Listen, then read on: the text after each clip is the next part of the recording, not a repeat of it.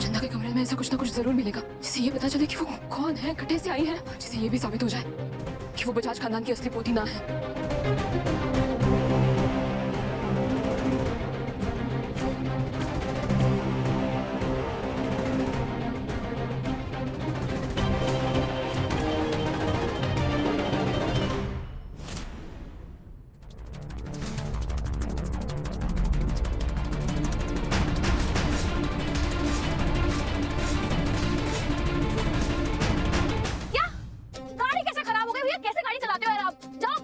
हाँ मैडम, मैं किसी मैकेनिक को लेके आता हूँ। जल्दी। आज कब दिखी इतना मनू से, मैंने वो बॉम्ब, अभी गाड़ी खराब, घर तो पहुंच जाऊंगी ना मैं।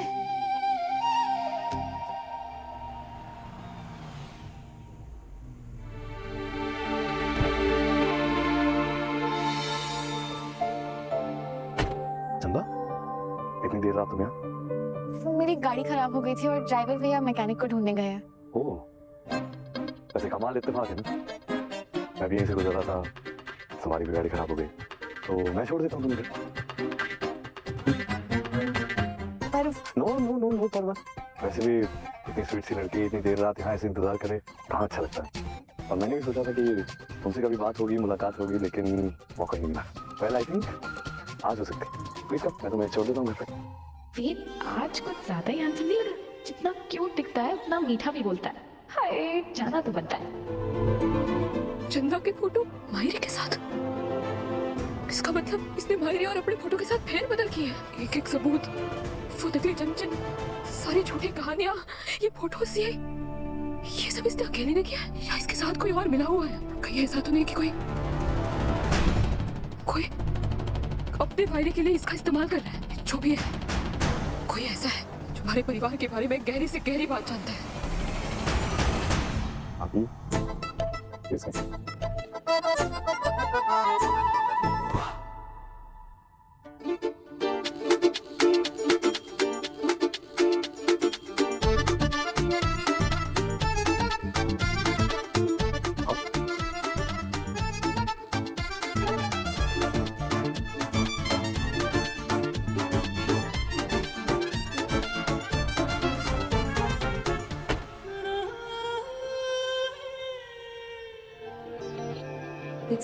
आप कुछ समय के लिए चंदा को घर से बाहर उठ जाए रखिए, ताकि मैं उसके कमरे की तलाशी ले सकूं। क्या पता हमें कोई सुराग, कोई सबूत मिल जाए। सरू पे बॉम्ब से हमला करवाया था तुमने, तुम्हारा सच तो सबके सामने ला कर ही रहूंगा फ्लोर चंदा। चलो भैया। बहुत ज्यादा दूर नहीं जा पाओगे चंदा रानी।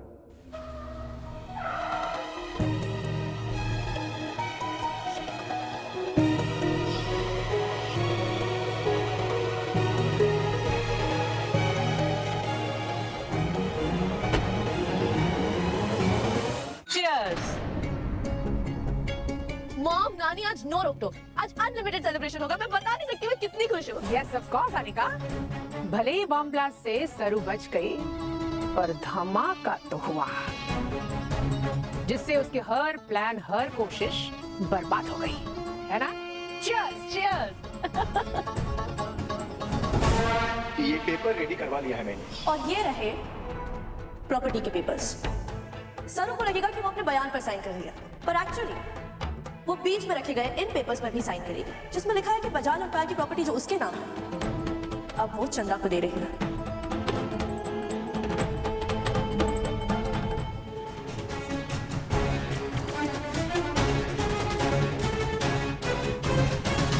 क्या सर, वैसे तो बड़ी स्मार्ट बनती है, पर मेरे सामने जस्ट अ लूजर। बेवकूफी में खुद ही प्रॉपर्टी पेपर्स पर साइन करके उसने अपना ही गेम फिनिश कर दिया। बेचारी सरू, असली पोती होकर भी उसके हाथ से सब कुछ निकलकर हमारे नाम हो गया। चंदा तो ये कागज सब अन्नपूर्णा के पास ले जाइए सिर्फ फॉर्मेलिटीज के लिए, और उसके बाद हमारा बरसों का सपना पूरा हो जाएगा और ये सारे प्रॉपर्टीज पर राज करेगी अनिका, उर्मिला और कामिनी। वाह गजब, बिल्कुल सही कहा था वेद तुमने। ये तो बहुत ही बढ़िया है। पहले मुझे लगा कि तुमने घर के लिए कितना लंबा रास्ता ले लिया, पर अब लग रहा है जो किया बढ़िया किया। तुम्हें पता है चला, ये ना ये तो कुछ भी नहीं, इसके बाद तुम्हें फेमस टेस्टी चाय भी खिलाऊंगा। चंदा को रिझाए रखने के लिए मुझे सब करना ही होगा। ये पता है, मैंने आज तुम्हारी आंखें देखी, पहले कभी देख ही नहीं पाया। नहीं कह रही है इतनी भीड़, ऐसा लगता है समझ में नहीं आता कि क्या कहूँ, चंदा है या सितारा। वैसे तुम्हें सितारा भी कह ही सकते हैं, कहाँ हो तुम? तुम्हें पता है वेद? वेद जी, मेरे गांव में मुझे सब कहते हैं क्या? कि तू चंदा नहीं है, फिर? हीरोइन है, हीरोइन। सही तो कहते हैं। वैसे गाँव मेरा गांव वो उधर। पहली बार इतना खूबसूरत लड़का डेट पर लाया, लेकिन एक काम ही नहीं हुआ से तो मुझे खुशी देखी कहाँ जाती है। जरूरी कॉल है, आई। हाँ इसका बोलो। वेद जी, एक जरूरी कॉल है, मैं लेकर आती हूँ।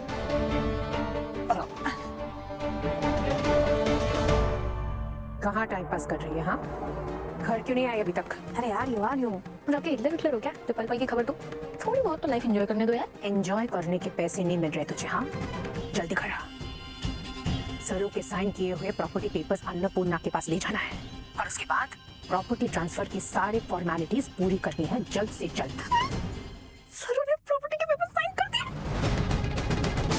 फाइनली अब मुझे मेरे सारे पैसे मिल जाएंगे और मैं ये झमेले से फ्री। बढ़िया खबर सुना रही हुआ। आ रही हूँ, मैं बहुत जल्दी घर आ रही हूँ।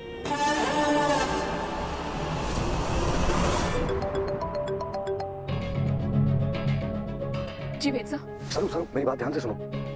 चंदा को अभी फोन आया है और कोई फोन पर उसे कह रहा है कि तुमने प्रॉपर्टी के पेपर साइन कर दिए। मैंने? हाँ? एक मिनट, वो किसी और से बात कर रही थी। इसका मतलब हमारा शक सही था। चंदा के साथ इस साजिश में जरूर कोई ना कोई और भी मिला हुआ। लेकिन मैंने तो आज किसी भी कागजात पर किसी प्रॉपर्टी के पेपर पे साइन किए ही ना। मैंने तो बस वेद साहब, शायद मैंने किसी और कागजात पे साइन कर लिए। मैं पता करती हूँ, आपसे बाद में बात करती हूँ। सरू एक बात और, वो कह रही थी कि उसका काम खत्म हो गया है और उसको उसके पैसे मिल जाएंगे तो वो रवाना हो जाएगी। तुमको कुछ करना पड़ेगा सर। इसका मतलब चंदा के साथ कोई और भी है जिसके लिए वो काम करती है, जो चंदा के ऊपर है, जो उसे पैसे देकर नकली पोती होने का नाटक करवा रहा है। मुझे क्या सर? वेद सर, देखिए ये कागजात से हम बाद में निपटेंगे, पर पहले हमें ये पता करना होगा कि चंदा के साथ वो कौन है जो इस साजिश में मिला हुआ है।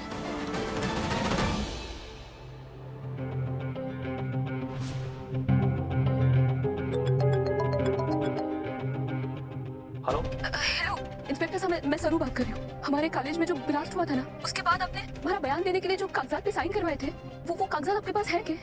साइन पेपर्स पे? लेकिन हमारे थाने से किसी भी ऑफिसर ने कोई भी लेटर स्टेटमेंट पे साइन नहीं करवाए। सारे स्टेटमेंट वीडियो रिकॉर्डेड है। जी धन्यवाद। इसका मतलब चंदा ने किसी नकली पुलिस वाले को भेज के जायदाद के कागजात पे हमारे से धोखे से साइन करवाए। अरे वेद जी कहाँ चले गए? वेद जी, वेद जी, चंदा कहाँ चले गए थे आप? चले चलते। नहीं, अरे इतनी जल्दी किस बात की है? देखो मैंने कहा था ना, एक बहुत अमेजिंग वाली आइसक्रीम है, मैं तुम्हें खिलाना चाहता हूँ। इतनी दूर से लेकर आया, तुम घर जाने की बात कर रही हो। कहाँ से मेरे लिए आए? सिर्फ तुम्हारे साथ। ये तो मेरी फेवरेट आइसक्रीम है, इसके लिए तो कभी मना नहीं कर सकती। Hands up!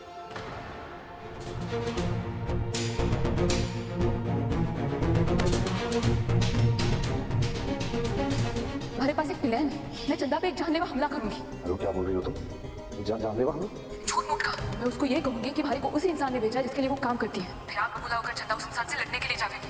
फिर हम उसका पीछा करते करते उसी इंसान के पास पहुंच जाएंगे जिसने इतना बड़ा षड्यंत्र रचा। चंदा मैं परेशान होने की जरूरत नहीं है, पीछे हटो।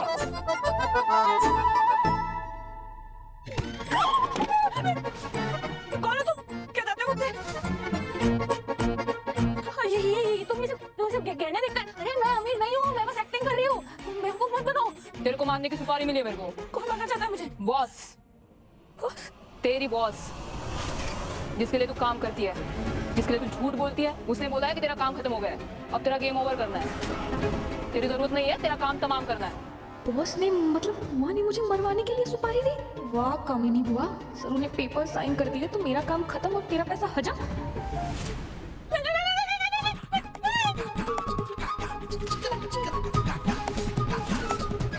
सरू का सच पता चलने से पहले मुझे नाटक खत्म करना होगा।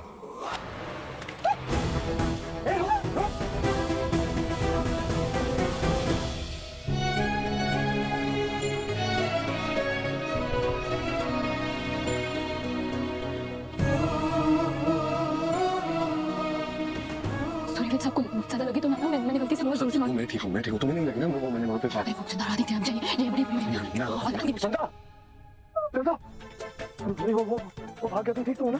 तुम ठीक हो ना? हाँ ओके। थैंक यू मुझे बचाने के लिए। वो था कौन? तो कोई नहीं वो मैं अमीर हूँ ना, चंदा बजाज, तो कोई चोर आ गया होगा लूटने, है ना? कोई नहीं गया। अच्छा थैंक गॉड तुम सेफ हो। वैसे बहुत रात हो गई है, चलो मैं तुम्हें घर छोड़। नहीं मैं चली जाऊंगी जी, आप जाइए, मैं चली जाऊंगी। मैं छोड़ देता हूँ। मैं चली जाऊंगी। चंदा बहुत रात हो गई है। चंदा मेरी बात सुनो चंदा। ये सडनली नानी कहाँ चली गई पता नहीं, और चंदा का भी कुछ पता नहीं है। पता नहीं वेद के साथ कहाँ तफरीह कर रही है। एनी बच्चे तो अपना मूड मत स्पॉइल करना। Today is your best day. और फिर क्या हो गया? अगर बॉम्ब वाला प्लान फेल हो गया तो आखिरकार बाजी तो हमने जीती है ना। और पेपर पे साइन भी हो गए हैं। अच्छा ये सब कुछ हो, मुझे ये बता आगे का प्लान क्या है? आगे चंदा ये पेपर्स दादी को देगी, ओके ताकि बच्ची कुछ फॉर्मेलिटी पूरी हो जाए। क्योंकि जब तक 2 विटनेसेस के सामने पेपर का रजिस्ट्रेशन नहीं होगा तब तक लीगली प्रॉपर्टी चंदा की नहीं होगी ना मॉम। इसीलिए सरू और चंदा के प्रेजेंस में रजिस्ट्रेशन करना होगा। एनी जितना मैं मम्मी जी को जानती हूँ ना, मम्मी जी जरूर सरू से पूछेंगी कि शुभ मुहूर्त से पहले उसने साइन कैसे कर दिए। हमने सब सोच लिया है मॉम। इस केस में चंदा बोल देगी कि बॉम्ब वाले एक्सीडेंट के बाद सरू डर गई थी कि आगे लाइफ का कोई भरोसा नहीं है, और सरू के पास बोलने के लिए कुछ नहीं होगा सबके सामने, क्योंकि पेपर्स पर उसकी सिग्नेचर तो ऑलरेडी हो रखी है।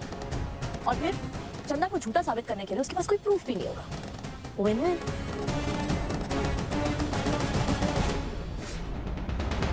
क्या हुआ? हाँ इस वक्त मुझे यहाँ क्यों बुलाई? और तू तो बहुत कमीनी निकली यार, ऐसा खंजर भोंका मेरी पीठ पे, तुझे तो छोड़ूंगी नहीं आज। नाम भले चंदा है पर गले लगाना इतना आसान नहीं है। सरू ने पेपर पे साइन या करके मेरा काम खत्म, गुंडे भेज दिए मुझे मारने के लिए। पागल हो गई है क्या?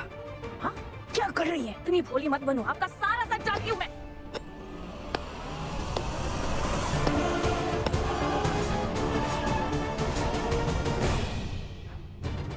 नहीं, मैं ये अनर्थ नहीं होने दूंगा। मेरी पोती सरू का है ये सब कुछ, गलत हाथों में नहीं जाने दूंगा मैं।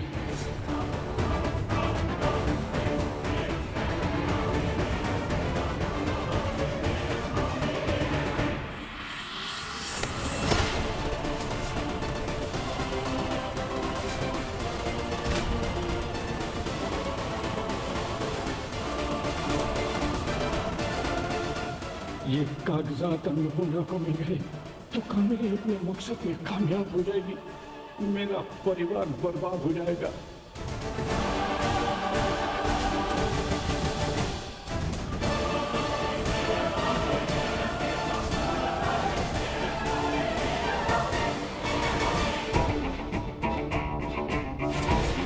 वाह कामिनी जी, चंदा को इस घर में नकली पोती बनाकर लाना आपकी साजिश थी, लेकिन इस साजिश से पर्दा उठ चुका है।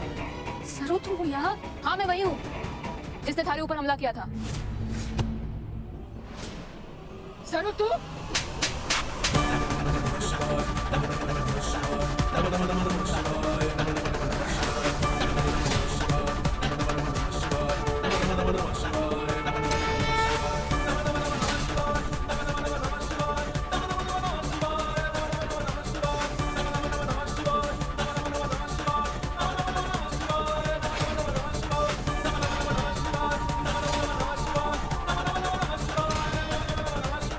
ये तुमने बहुत, हमारी मायरी ने हमारे को सिखाया है कि बड़ों से ऊंची आवाज में बात करना भी पाप है, लेकिन जब बड़े ही इतनी नीच इतनी घटिया गिरी हुई हरकत करें तो छोटे और बड़े में कोई फर्क ही ना रहे।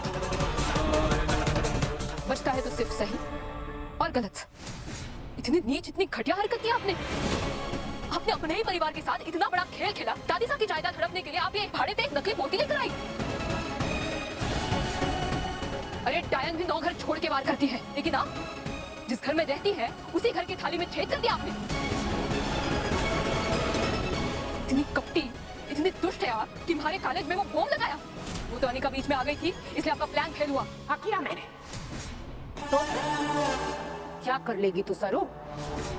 मैंने कॉलेज में बॉम्ब लगाया था, ये चंदा को नकली पोती बनाकर इस घर में मैं ले आई। जो किया सो किया। तू क्या करेगी? हाँ तू क्या बिगाड़ लेगी मेरा? अच्छा तो जो जेल की हवा खा के आई थी वो भूल गई? तब तो आप बच गई थी, लेकिन पाप भी जब अपने हद पार करता है ना, तब किस्मत भी उसे ना बचा सके। इंसाफ होके रहेगा और आपका सच में सबके सामने ला कर रहूंगी कामिनी जी। अच्छा, सपने देख सरू, क्योंकि जीत तो मेरी हो गई है। चंदा के नाम के प्रॉपर्टी पेपर्स पर तूने साइन कर दिया।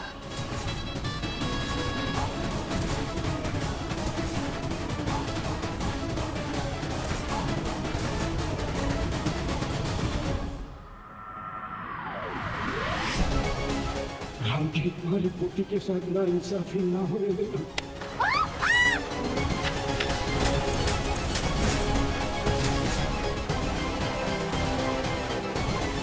मामा जी,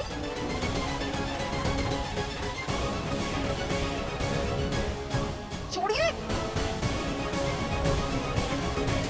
मॉम, पेपर्स। अब तो कुछ नहीं कर पाएगी। सरू मैं सरू, खरेज की कबड्डी चैंपियन। अपनी आखिरी सांस तक लड़ना और हार ना मानना हमारी फितरत है।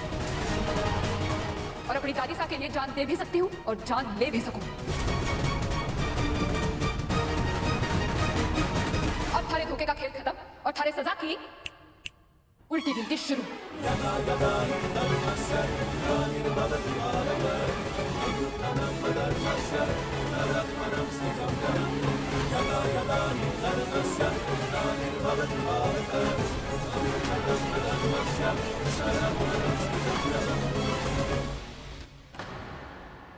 इंटेलिजेंस और ऑटोमेशन की सबसे एडवांस मशीनें बनाई जाती थीं, अचानक किसी टेक्निकल प्रॉब्लम की वजह से पिछले 10 दिनों से बंद पड़ी थीं।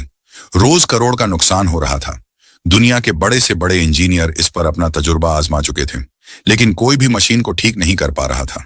तभी एक अनाथ जूते पॉलिश करने वाले बच्चे ने कहा, सर मैं इस मशीन को ठीक कर सकता हूं। बच्चे की यह बात सुनकर सब हंस पड़े। सबने उसे पागल कहा, खूब मजाक बनाया, लेकिन उसने वो कर दिखाया जिसकी किसी ने कल्पना भी नहीं की थी। दोस्तों, आइए जानते हैं कि आखिर वो जूते पॉलिश करने वाला बच्चा कौन था और उसे मशीनों के बारे में इतनी जानकारी कैसी थी। कंपनी के मालिक थे अर्जुन शांतिनाथ, तकनीकी दुनिया का एक बड़ा और चर्चित नाम। लेकिन आज इस कंपनी में एक अजीब सी उदासी छाई हुई थी। गेट पर सन्नाटा था, गार्डों के चेहरों पर तनाव और अंदर कर्मचारियों में अफरा तफरी का माहौल था, क्योंकि कंपनी का सबसे बड़ा 100 करोड़ का प्रोजेक्ट पिछले 10 दिन से बंद था। एक विशाल ऑटोमेशन मशीन जो प्रोजेक्ट की रीढ़ थी, अचानक खराब हो गई थी। दुनिया के बड़े इंजीनियर बुलाए गए, लाखों रुपए खर्च हुए, पार्ट बदले गए, लेकिन मशीन में क्या खराबी थी कोई समझ ही नहीं पा रहा था। हर दिन करोड़ों का नुकसान हो रहा था। टॉप मीटिंग रूम में अर्जुन शांतिनाथ गुस्से में टेबल पर हाथ मारकर बोले, 10 दिन हो गए और अभी तक मशीन चालू नहीं हुई। ये कंपनी मजाक नहीं है, करोड़ों लगे हैं इस प्रोजेक्ट में। इंजीनियर सहमे हुए खड़े थे। एक सीनियर इंजीनियर बोला, सर हमने हर हिस्सा चेक कर लिया है, सेंसर, वायरिंग, सॉफ्टवेयर सब ठीक दिख रहा है। दूसरा बोला, विदेश से स्पेशल टीम भी बुला ली है, लेकिन किसी को समझ नहीं आ रहा कि समस्या कहां है। अर्जुन की आंखों में गुस्सा पिघलकर चिंता बनने लगा। अगर अगला सप्ताह भी मशीन बंद रही तो कंपनी को भारी नुकसान झेलना पड़ेगा। उन्होंने आदेश दिया, आज पूरा सिस्टम फिर से चेक करो, मुझे शाम तक प्रोग्रेस चाहिए वरना सबकी छुट्टी। और वह मीटिंग रूम से बाहर निकल गए। जब मालिक बाहर आए, उनकी नजर गेट के पास फुटपाथ पर बैठा एक 15 साल के लड़के पर पड़ी। हाथ में ब्रश, पॉलिश की बाटली और एक पुराना सा कपड़ा। कपड़ों पर धूल, जेबें फटी हुई, लेकिन आंखों में अजीब सी चमक। नाम था अंश। उस समय मलिक ने उस लड़के को इग्नोर किया और वापस अंदर चले गए। अंश हर रोज यहां आता था, जूते पॉलिश करता, कभी कभी चाय वाले की मदद कर देता, पर उसकी निगाहें हमेशा कंपनी की इमारत पर ही टिकी रहती थीं, मानो कांच की उस दीवार से झांककर वह मशीनों को समझ सकता हो। आज भी वह दूर से मशीन वाले सेक्शन की ओर देख रहा था। इंजीनियरों का भागना दौड़ना, अलार्म का बजना, मालिक का गुस्सा, सब कुछ वह ध्यान से देख रहा था। वह बुदबुदाया, 10 दिन से मशीन बंद है, लेकिन ये लोग गलत जगह देख रहे हैं। असल समस्या तो बैकअप यूनिट में है। लेकिन उसकी यह बात कौन सुनने वाला था। उसे देखकर लोग सिर्फ यही सोचते थे कि ये एक गरीब जूते पॉलिश करने वाला लड़का है। किसी को नहीं पता था कि उसकी रातें कैसी गुजरती हैं। उसके बचपन की कहानी कोई नहीं जानता था। अंश के जन्म के कुछ साल बाद ही उसकी मां ने उसके पिता से तलाक ले लिया था। उसका पिता था अर्जुन शांतिनाथ। जी है, इसी कंपनी का मालिक। लेकिन यह बात किसी को नहीं पता थी, अंश को खुद भी नहीं। तलाक के बाद मां अपने मायके वापस आ गई थी, अपने बूढ़े पिता यानी अंश के नाना के साथ रहने। अंश के नाना छोटा सा गैराज चलाते थे। कहने को तो मां की दुनिया अंश था, लेकिन वह अक्सर बीमार पड़ती रहती थी। तलाक का सगमा उन्हें बर्दाश्त नहीं हुआ। सांस चढ़ जाना, शरीर में दर्द रहना, इस तरह की कई बीमारियां उन्हें बन गई थीं और इलाज बहुत महंगा पड़ रहा था। घर चलाने के लिए, दवाइयां लाने के लिए अंश को दिन भर जूते पॉलिश करने पड़ते थे। लेकिन जैसे ही रात होती, लोग अपने अपने गैराज बंद करके घर चले जाते। लेकिन अंश और उसके नाना अपने छोटे से गैराज में रात को काम करते थे। वो अंश को सिखाते थे कि मशीन कैसे चलाई जाती है, कैसे उन्हें ठीक किया जाता है। अंश के नाना पुराने जमाने के मैकेनिक थे। वो अपने दामाद यानी अर्जुन शांतिनाथ की कंपनी में एक बड़े इंजीनियर रह चुके थे, इसीलिए उन्हें मशीनों की अच्छी खासी नॉलेज थी। उनका छोटा सा गैराज टूटे हुए स्कूटर, पंखे, पुराने जनरेटर और मैले कपड़ों से भरा रहता था। लेकिन अंश के लिए वह जगह मंदिर से कम नहीं थी। वह हर रात नाना से मशीन सीखता। पेंच कैसे घूमता है, कहां से आता है, कोड कैसे पढ़ा जाता है, सब कुछ। नाना अक्सर कहते, अंश बेटा, तेरे हाथ में समझ है, तू मशीन को देखता नहीं, महसूस करता है। अंश हंस देता, नाना बस आपसे ही सिखा है। लेकिन नाना की आंखों में एक और बात छिपी थी, कुछ ऐसा जो वह अंश को कभी नहीं बता पाए थे। अंश दरअसल सिर्फ मेहनती नहीं था, वह जन्म से एक जीनियस था। लेकिन यह जीनियस अपनी मां के इलाज के लिए सड़क पर जूते पॉलिश करता और रात में गैराज में मशीनें सीखता। कंपनी के गेट के सामने बैठा अंश मशीन वाले हॉल को देखता रहा। वह मशीन उसे अजीब तरह से आकर्षित कर रही थी। उसने खुद से कहा, अगर मुझे 5 मिनट भी मिल जाए, मैं इसे ठीक कर दूं। इतने में बाहर से आवाज आई, अबे ओ जूते पॉलिश वाले, उठ, यहां से हट। एक गार्ड उसे डांट रहा था। अंश जल्दी से खड़ा हुआ, जी हाँ मैं हट रहा हूं। लेकिन जाते जाते भी उसकी नजरें मशीन वाले सेक्शन को देख रही थीं। इसी बीच मालिक अर्जुन शांतिनाथ फिर बाहर आए। अर्जुन ने पहली बार अंश को ध्यान से देखा। उसके फटे कपड़े, उसकी आंखों की चमक उन्हें अजीब तरह की खटक गई। अर्जुन ने गार्ड से पूछा, ये लड़का कौन है? गार्ड बोला, सर यहां रोज आता है, जूते पॉलिश करता है, बस कभी कभी मशीन की तरफ घूरता रहता है। अर्जुन ने अंश की ओर देखा। अंश ने नजरें झुका ली। कुछ मिनट की खामोशी के बाद अर्जुन ने कहा, तुम मशीन को इतने ध्यान से क्यों देखते हो? अंश धीरे से बोला, सर मुझे मशीनें अच्छी लगती हैं। अर्जुन ने तंज किया, मशीनें? और तुम जूते पॉलिश करते हो बेटा? यह करोड़ों की टेक्निकल मशीनें हैं। अंश ने हिम्मत करके कहा, सर अगर बस एक बार मशीन के पास जाने दें, मैं बता सकता हूं क्या समस्या है। पूरे स्टाफ ने हंस दिया। ये बताएगा? जूते चमकाने वाला बच्चा मशीन ठीक करेगा? सर समय बर्बाद मत कीजिए। लेकिन अंश चुप रहा। उसके चेहरे पर एक अजीब विश्वास था, जैसे कोई रहस्य छुपा हो। और अर्जुन को न जाने क्यों उस लड़के के चेहरे में अपना बचपन दिखाई देने लगा। लेकिन वो बिना कुछ कहे वहां से वापस चले गए। अंश भी मशीनों को देखता हुआ अपने घर चला गया। घर जाकर उसने खाना खाया और फिर अपने नाना के साथ मशीनों के बारे में सीखने लगा।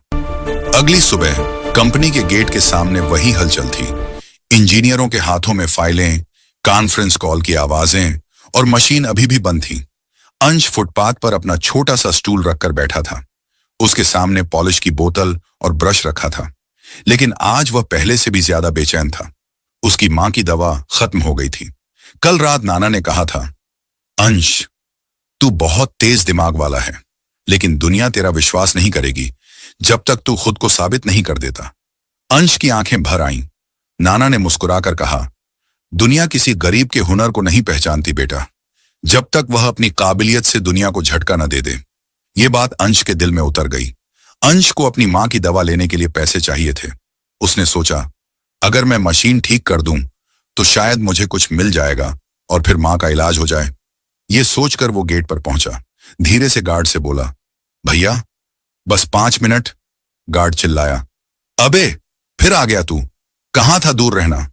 अंश झुककर बोला, भैया बस मशीन को देखना है। गार्ड चिल्लाया, चल हट, अपने काम पे ध्यान दे। गार्ड ने धक्का देकर उसे दूर कर दिया। अंश फिर भी रुका नहीं। वह गेट के किनारे लगी झाड़ियों के पीछे से झांकने लगा। वहां से मशीन का कंट्रोल रूम कुछ कुछ दिखता था। वह बुदबुदाया, ये लोग सेंसर चेक कर रहे हैं, लेकिन असली समस्या वहां नहीं है। उन्हें बैकअप यूनिट के अंदर देखना चाहिए। उसकी आवाज धीमी थी, लेकिन दिमाग तेजी से काम कर रहा था।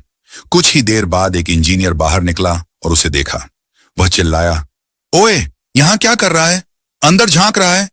अंश ने तुरंत हाथ जोड़ दिए। सर, मैं बस देखना चाहता हूं। इंजीनियर आग बबूला हो गया। देखने से क्या होगा? इतनी बड़ी बड़ी कंपनियों की मशीनें बच्चों के खिलौने नहीं होती। चल भाग यहां से। अंश ने सिर झुका लिया। उसके हाथ कांप रहे थे, लेकिन आंखों में वही चमक थी। वह धीरे धीरे वापस फुटपाथ पर आकर बैठ गया, लेकिन उसकी नजरें गेट पर ही टिकी रहीं। उस दिन मशीन का शोर अचानक बंद हो गया। सायरन सी आवाज आई, ट्रर ट्रर, सिस्टम क्रिटिकल एरर। कंपनी के सारे कर्मचारी बाहर भागने लगे। अंश डरते हुए गेट के पास आया, लेकिन जैसे ही उसने अंदर झांका, गार्ड फिर चिल्लाया, तेरी तो मैं अभी, भाग यहां से। उसने अंश को फिर धक्का दिया। इस बार अंश सड़क पर गिर पड़ा। उसके कपड़े और गंदे हो गए। कुछ लोग हंसने लगे। ये बच्चा क्या कर लेगा मशीन के बारे में? हद है भीख मांगने वालों की। एक महिला बोली, ये लड़का पागल है क्या? इतनी बड़ी कंपनी में जाएगा? एक आदमी बोला, लगता है मशीन ठीक करेगा। अरे, इसे तो लैपटॉप भी चलाना नहीं आता होगा। अंश ने कुछ नहीं कहा, बस अपने घुटनों से धूल झाड़ी और फिर चुपचाप एक कोने में बैठ गया। उसकी आंखों से आंसू गिर रहे थे, लेकिन उसके दिमाग में सिर्फ एक ख्याल था, काश मुझे सिर्फ 5 मिनट मिल जाते। वह पूरे दिन चुपचाप कंपनी के बाहर बैठा रहा। शाम के करीब अर्जुन शांतिनाथ कंपनी से बाहर निकले। उनका सिर दर्द से भारी था। मशीन अभी भी बंद थी। उन्होंने गेट के पास वही लड़का देखा, थका हुआ, कपड़े धूल से भरे, लेकिन आंखों में अजीब चमक। अर्जुन ने गार्ड से पूछा, तुम इसे बार बार क्यों धक्का देते हो? गार्ड ने शिकायत की, सर, ये रोज मशीन वाले सेक्शन में झांकने आता है, कहता है मशीन ठीक कर देगा। अर्जुन ने ठंडी हंसी भरी, मशीन ठीक कर देगा? ये? फिर उन्होंने अंश की तरफ देखा। अर्जुन बोले, तुम रोज मशीन की तरफ क्यों देखते हो? क्या समझते हो तुम? अंश ने डरते डरते कहा, सर, मैं मशीन को बस एक बार करीब से देख लूं तो बता सकता हूं। इंजीनियर, कर्मचारी, गार्ड सब हंस पड़े। सर, ये मजाक कर रहा है। ये बच्चा क्या जानता होगा? मशीन करोड़ों की है, खिलौना नहीं। लेकिन अंश चुप रहा। उसने सिर्फ अर्जुन की आंखों में भरोसा खोजने की कोशिश की। एक पल के लिए अर्जुन के मन में एक हल्की सी टीस उठी, जैसे किसी गहरे रिश्ते की पहचान, लेकिन वह एहसास अभी अधूरा था। अर्जुन ने सख्त लहजे में कहा, ठीक है, अगर तुम कुछ जानते हो तो अंदर चलकर बता दो। पूरा स्टाफ दंग रह गया। सर, ये? सर, मजाक मत कीजिए। ऐसे कैसे किसी बच्चे को मशीन के पास ले जा सकते हैं? अर्जुन ने कहा, मैंने कहा है उसे अंदर लाओ। अंश पहली बार कंपनी के अंदर आया। अर्जुन उसके साथ चल रहा था, लेकिन सामने हर तरफ लोग फुसफुसा रहे थे। ये जूते पॉलिश करने वाला बच्चा कंपनी की मशीनों को क्या समझेगा? सर, पता नहीं क्यों इसे अंदर ले आए। अंश सब सुन रहा था, लेकिन उसकी नजर सिर्फ मशीन पर था, वही हाइड्रोलाइन 700 मशीन, जिसे वह महीनों से बाहर खिड़की से झांक झांक कर देखता था। मशीन रुकी हुई थी, लाल लाइट जल रही थी। अर्जुन गुस्से में इंचार्ज पर चिल्लाया, 10 दिन से मशीन बंद है, किसी इंजीनियर ने सही से जांच भी नहीं की। इंचार्ज बोला, सर, हमने कोशिश। अर्जुन ने हाथ उठाकर उसे रोका और अंश की ओर देखा। अंश, तुम्हें पता है ये मशीन क्यों बंद है? कमरे में सन्नाटा। सभी की निगाहें उस 13 साल के दुबले पतले बच्चे पर थीं, जो फटी शर्ट पहने एक हाथ में पुरानी कपड़े की थैली पकड़े खड़ा था। अंश ने धीरे से कहा, सर, अगर मैं मशीन को पास से देख लूं तो शायद बता सकूं। लोग हंसने लगे। देखकर बताएगा? ये कोई खिलौना है? इंजीनियर फेल हो गए और ये बच्चा ठीक करेगा? लेकिन अर्जुन के चेहरे पर जरा भी हंसी नहीं थी। अर्जुन ने सख्ती से कहा, चुप। जो लोग इसे रोकने की कोशिश करेंगे, कल से नौकरी पर मत आना। अचानक पूरा हॉल शांत। अंश धीरे धीरे मशीन के चारों ओर घूमने लगा। हर जगह सूंघ कर हवा को महसूस किया। आवाज, कंपन, तेल की गंध, सब कुछ। इंजीनियर बड़बड़ाते रहे, ये बच्चा ड्रामा कर रहा है, किसे बेवकूफ बना रहा है ये। लेकिन अंश अपने ही दुनिया में था। अंश ने झुककर नीचे की तरफ देखा और अचानक बोला, सर, ये बंद नहीं हुई, इसे किसी ने बंद कराया है। पूरा कमरा चौंक गया। इंचार्ज ने हंसकर कहा, क्या बकवास कर रहा है, मशीन खराब है इसलिए बंद है। अंश ने सीधा उसकी आंखों में देखते हुए कहा, नहीं सर, मशीन खुद नहीं रुकी, इसके मेन प्रेशर वाल्व को हाफ टर्न घुमाया गया है। यह हादसा नहीं, किसी का इरादा है। अर्जुन का चेहरा सख्त हो गया। एक सीनियर इंजीनियर आगे आए। यह असंभव है, उस वाल्व तक पहुंचने के लिए मशीन खोलनी पड़ती है, और वह मशीन 2 दिन पहले हमारे सिवा किसी ने नहीं खोली। अंश ने मशीन के एक छोटे कोने की ओर इशारा कर कहा, नहीं सर, अगर कोई इस पैनल की तीसरी स्क्रू खोल दे तो बिना मशीन खोले वाल्व तक हाथ पहुंच सकता है। इंजीनियर स्तब्ध। उन्होंने जाकर स्क्रू चेक किया। तीसरी स्क्रू थोड़ी ढीली थी, मतलब अंश बिल्कुल सही था। हॉल में सन्नाटा फैल गया। अर्जुन धीरे से बोला, मतलब किसी ने सैबोटाज किया है कंपनी को नुकसान पहुंचाने के लिए। फिर उसने अंश की तरफ देखा, और तुम्हें यह सब कैसे पता? अंश ने सिर झुकाकर कहा, सर, मैं रात को अपने नाना के गैराज में मशीनें खोलता सीखता हूं। बस वहीं से समझ आया। यह सुनते ही कई लोग चौंक गए। अर्जुन ने कुछ देर अंश को देखा, जैसे उसकी आंखों में कोई नई उम्मीद चमक उठी हो। अंश, अगर मैं कहूं कि मशीन को चालू कर दो, क्या कर पाओगे?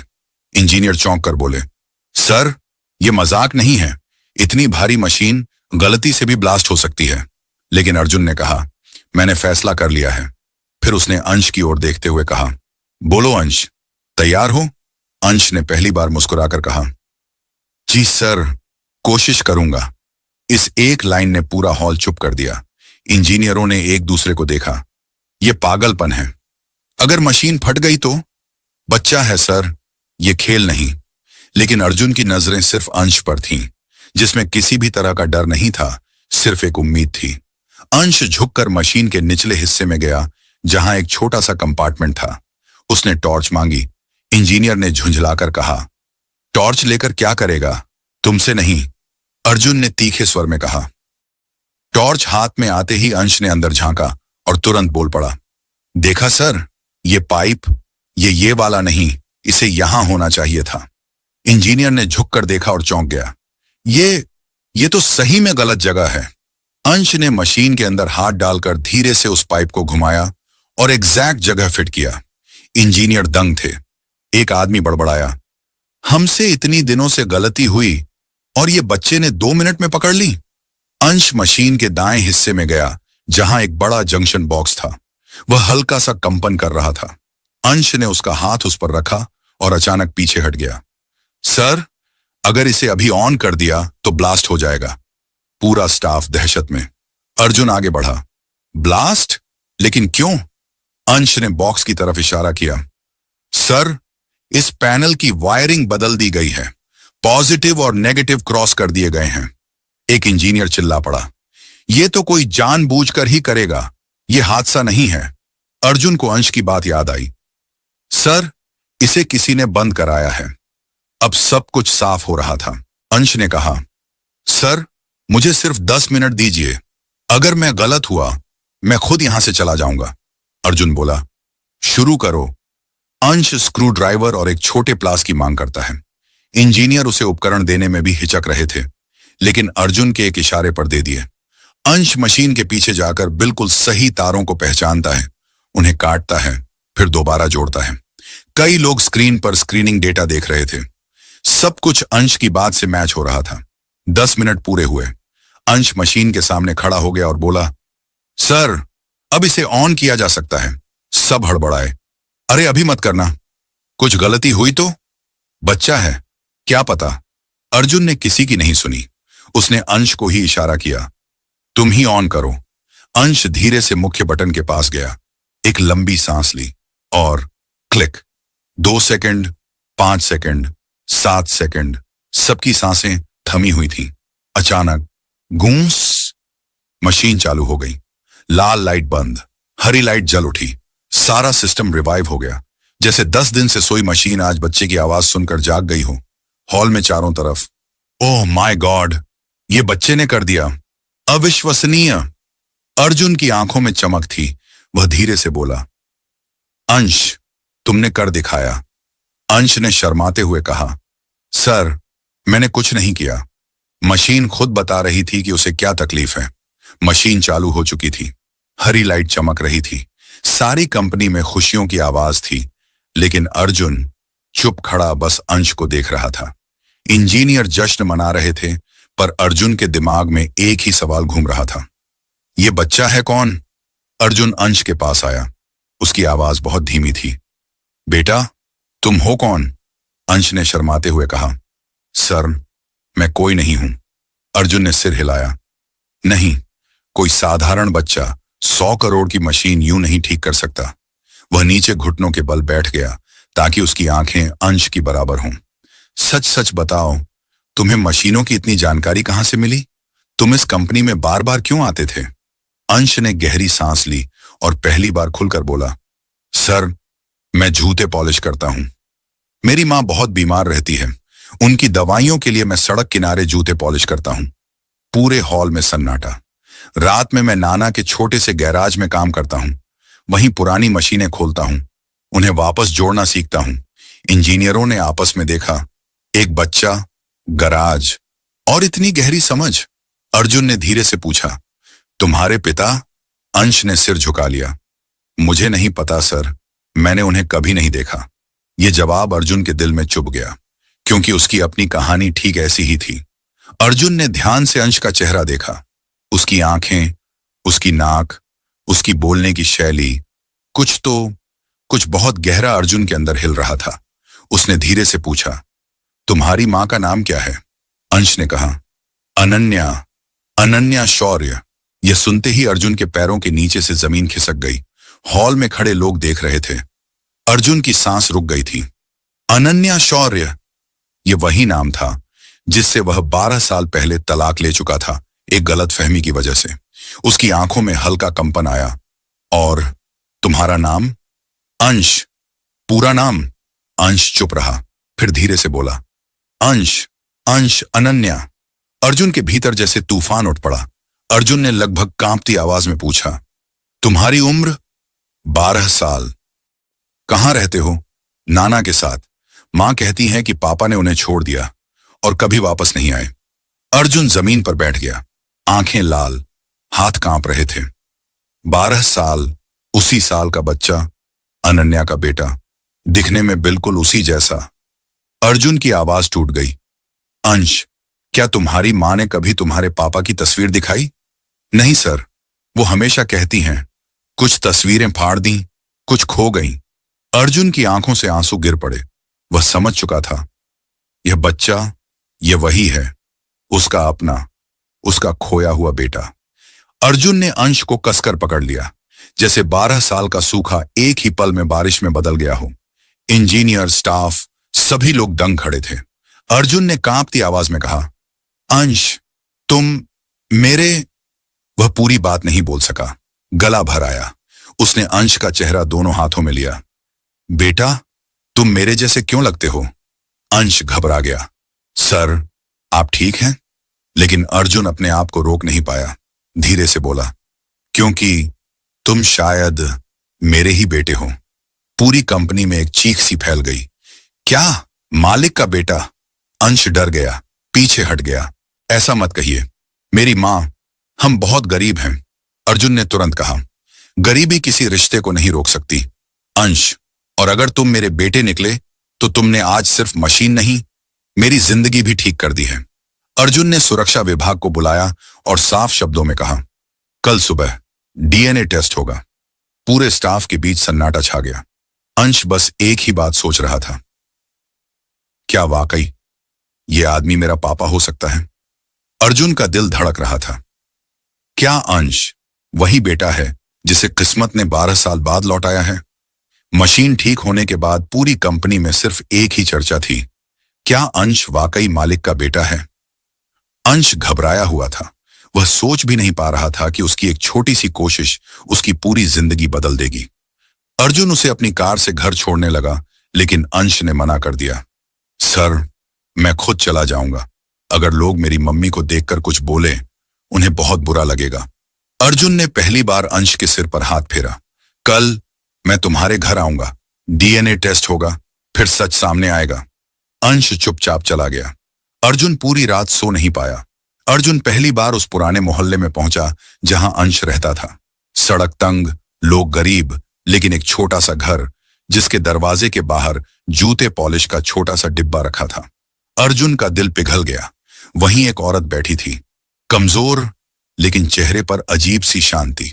वह अनन्या थी, वही महिला जिससे अर्जुन ने 12 साल पहले एक गलत फहमी में तलाक ले लिया था। अर्जुन का गला भर आया। अनन्या। अनन्या ने उसकी ओर देखा, पहचान गई, लेकिन कोई खुशी नहीं, सिर्फ पुराने घाव। क्यों आए हो अर्जुन? उसकी आवाज टूटी हुई थी। अर्जुन ने कहा, अनन्या, मुझे अंश के बारे में जानना है। अनन्या सहम गई। उसे क्यों परेशान कर रहे हो? वो तो वैसे ही आधी रात तक काम करता है। मेरे इलाज के लिए? अर्जुन ने कांपती आवाज में कहा। अनन्या, क्या अंश मेरा बेटा है? अनन्या की आंखें भर आईं। वह कुछ क्षण चुप रही, फिर बोली, हां अर्जुन, अंश तुम्हारा ही बेटा है। अर्जुन रो पड़ा। अंश को समझ नहीं आया क्या हो रहा है, लेकिन दोनों माँ बाप को इतने साल बाद एक साथ देखकर उसका दिल भारी हो गया। अनन्या ने कहा, बेटा ये ही तेरे पापा हैं, तू पूछता था ना। अर्जुन अंश के सामने घुटनों पर गिर गया। बेटा मुझे माफ कर दो। उसकी आवाज पूरी तरह टूट चुकी थी। अंश रोते हुए बोला, पापा आपको कभी गलती से भी छोड़कर नहीं जाऊंगा। ये वो पल था जो किस्मत ने 12 साल तक रोके रखा था। अर्जुन ने एक और राज खोल दिया। अंश, जिस इंजीनियर ने मशीन की वायरिंग बदली थी, उसने कबूल कर लिया। उसे किसी राइवल कंपनी ने पैसे दिए थे हमारा प्रोजेक्ट बर्बाद करने के लिए। अंश मुस्कुराया। मशीन को दर्द था सर, मैंने सिर्फ वह सुना जो वो कह रही थी। अर्जुन ने कहा, बेटा आज से तुम सर नहीं कहोगे, मैं तुम्हारा पिता हूं और तुम इस कंपनी के असली मालिक के बेटे। इंजीनियर, स्टाफ सबको बताया गया। कंपनी को बचाने वाला बच्चा अब उसी मालिक का खोया हुआ वारिस है। अर्जुन ने अनन्या का इलाज करवाया।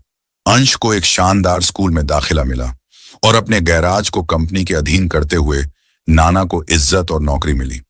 पूरी जिंदगी जितनी तकलीफों में गुजरी थी, उतना ही बड़ा पुरस्कार अंश को मिला, अपने माता पिता का प्यार। अंश हर दिन मशीनों के साथ रहता, सीखता, समझता और अर्जुन हर बार उसे देखकर सोचता, काश मैंने उसे कभी खोया ही ना होता। लेकिन अंश मुस्कुराकर कहता, पापा किस्मत गलत नहीं होती। अगर मैं खोया ना होता तो मुझे मशीनों की दुनिया नहीं मिलती और शायद मैं आपको कभी वापस नहीं मिलता।